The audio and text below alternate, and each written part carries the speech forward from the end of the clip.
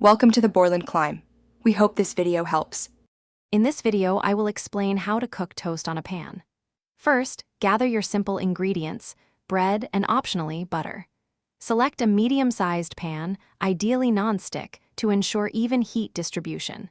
Make sure your bread slices are about 1/2 to 3/4 of an inch thick for the best results. This preparation ensures a perfect foundation for delicious, crispy toast.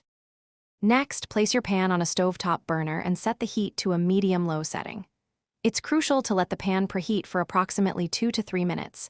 This prevents uneven cooking.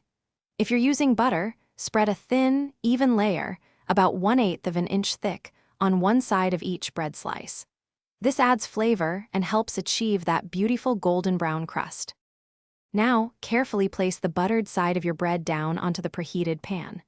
Cook each side for about 2 to 3 minutes, or until it reaches a lovely golden brown color and a satisfying crispness.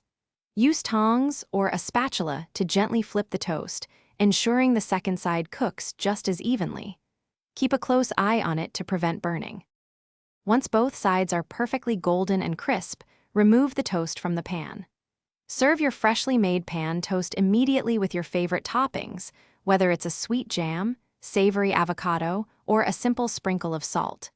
Enjoy this quick, easy, and incredibly delicious treat, a perfect addition to any meal or snack time. Thanks for watching. Consider subscribing if we helped you.